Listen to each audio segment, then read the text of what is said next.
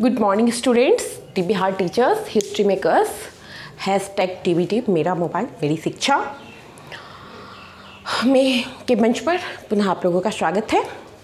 मैं आप लोगों को संख्या पद्धति के बारे में पिछले दिन पढ़ाना स्टार्ट की थी, है ना। और देखिए आज मैं उसी को कंटिन्यू करूँगी। सबसे पहले मैं बता रही हूँ प्राकृत संख्याएँ, नेचुरल नंबर्स।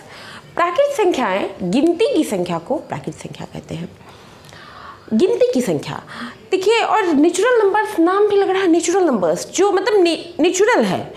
अभी यदि किसी को हम काउंट करने के लिए कहते हैं, बाबू काउंट करो कितने बच्चे भी हैं, तो काउंट बच्चे करते हैं, बच्चे स्टूडेंट काउंट करेंगे 1 2 3 4। क्या कोई 5 से काउंट करना शुरू करते हैं? नहीं करते ना। शुरू करते हैं 1 2 3 4 5 6। मैडम 50 बच्चे हैं, तो ये क्या हो गया? तो 1 से शुरुआत करते हैं। नॉर्मली किसी को कोई, ये नेचुरल चीज़ है कि लोग 1 से ही स्टार्ट करते हैं, तो ये इसीलिए ये है नेचुरल नंबर्स। नेचुरल नंबर्स किससे स्टार्ट हो रहा है? n से। इसका फर्स्ट लेटर है n, तो इसी के नाम पर प्राकृत संख्या को n से सूचित किया जाता है। इसका संकेत है n, और n बराबर क्या है? 1 2 3 4 ... ये इन्फिनिटी तक, अनंत तक जा रहा है। अब ये तो प्राकृत संख्या की बात हो गई। अब यदि मुझे 10 लिखना हो, 100 लिखना हो, 1000 लिखना हो, तो आखिर 1 2 3 4 ये जीरो भी तो एक संख्या है ना, तो अब जीरो कहाँ पे आएगा? तो इसीलिए जीरो को इंक्लूड करने के लिए हम लोग प्राकृत संख्या में हम लोग जीरो को जब इंक्लूड कर देते हैं तो ये बन जाता है पूर्ण संख्या, होल नंबर बन जाता है। अच्छा, जैसे अभी मान लीजिए कि कोरोना के समय में बच्चे स्कूल नहीं जा रहे हैं, और अभी यदि पूछा जाए, अच्छा 9th क्लास में पढ़ने के लिए कितने बच्चे आए थे, तो आप लोग क्या कहिएगा? क्या कहिएगा? एक बच्चा है, कोई भी नहीं आया। तो कोई भी नहीं आए तो इसकी संख्या, किस तरीके से संख्या को निरूपित कीजिएगा? तो कहिएगा 0 बच्चे आए। कोई भी बच्चे नहीं आए मतलब 0 बच्चे आए। तो इसीलिए पूर्ण संख्या की आवश्यकता महसूस हुई, और प्राकृत संख्या के परिवार में हम लोग 0 को ऐड किए और बन गया पूर्ण संख्या। ठीक है, तो पूर्ण संख्याओं को होल नंबर, इसका इंग्लिश है होल नंबर्स।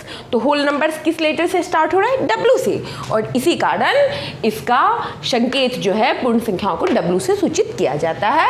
और ये प्राकृत संख्या 1 2 3 4 है, उसमें 0 को ऐड कर दिए हैं, तो 0 1 2 3 4 ये आपका होल नंबर्स है, पूर्ण संख्याएं हैं।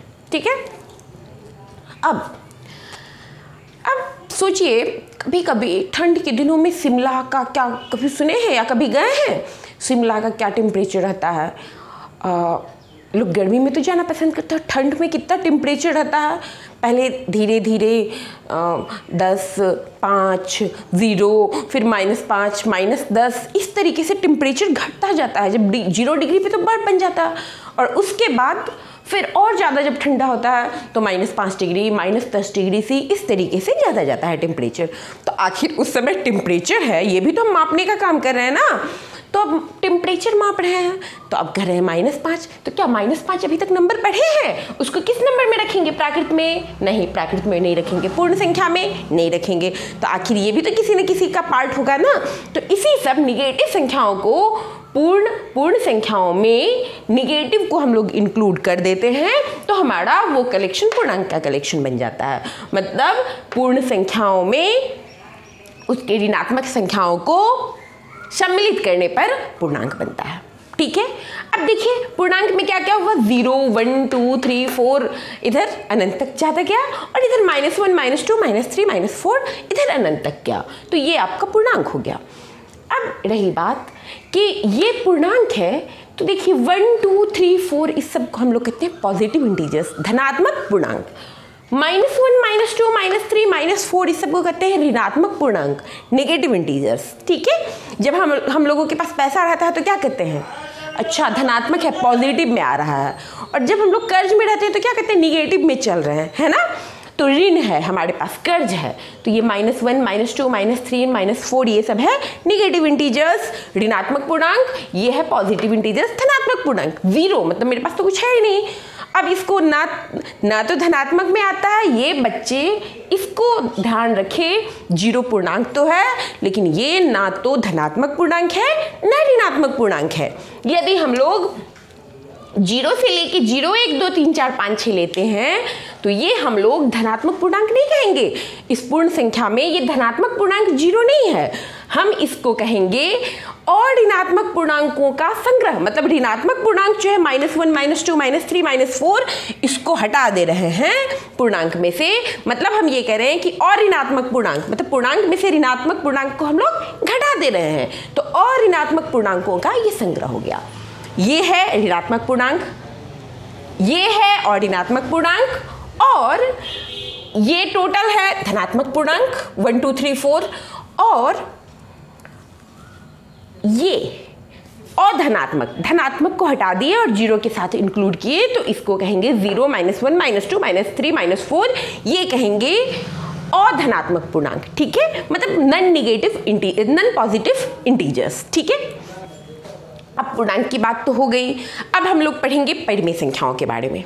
ठीक है, अच्छा, अभी हम लोग ये काउंट कर लिए कि चलो ठंड में मौसम टेम्परेचर बहुत ज़्यादा कम हो रहा है, -5, -10 हम लोग कर रहे हैं। अभी तो हम लोग तरबूज खाते हैं, गर्मी का सीज़न चल रहा है, तरबूज खाते हैं।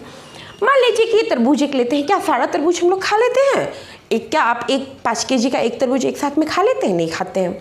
क्या करती है मम्मी, काटती है, फिर उसके बाद स्लाइस बनाती है, और उसमें से स्लाइस, मान लीजिए ये तरबूज है, 6 टुकड़ा बना दी, 6 स्लाइस बना दी, 1 स्लाइस दे दी, 2 स्लाइस दे दी, इस तरीके का करती है। तो क्या हमको 1 स्लाइस दे दी तो हम कहेंगे हम 1 तरबूज खा लिए? नहीं कहेंगे। 2 स्लाइस दे दी तो हम लोग कहेंगे 2 तरबूज खा लिए। भाई 2 तरबूज कहाँ खाएं? 1 तो खा ही नहीं सकते हैं, आधा तो खा ही नहीं सकते हैं। तो आखिर ऐसे में हम लोग क्या काउंट करेंगे? इसको भी तो काउंट करना होगा। कोई पूछे कि कितना तरबूज खाए, तो इसीलिए मान लीजिए ये 6 टुकड़ा है, तो हम क्या कहेंगे 1/6। मतलब 6 टुकड़ा में यदि हम लोग 1 टुकड़ा खाए हैं, 1 स्लाइस खाए हैं, तो कहेंगे 1/6।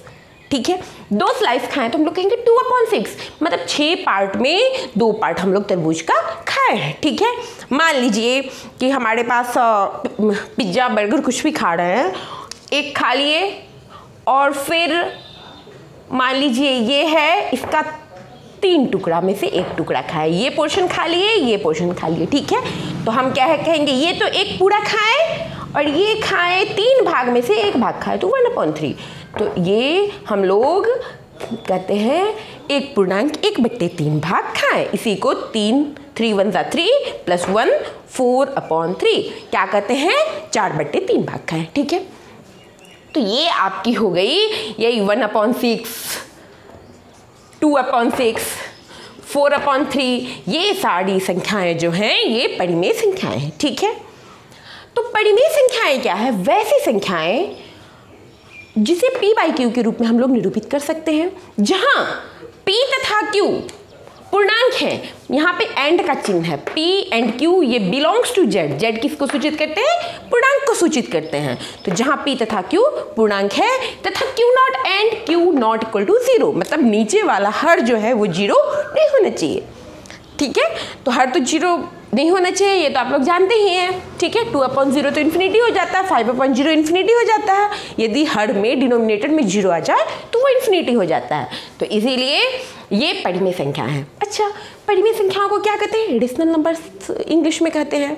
तब तो आप सोचिएगा कि रेशनल नंबर्स है तो इसको तो r से सूचित करना चाहिए। नहीं, इसको हम लोग r से सूचित नहीं करते हैं, इसको सूचित करते हैं q से, कैपिटल Q से।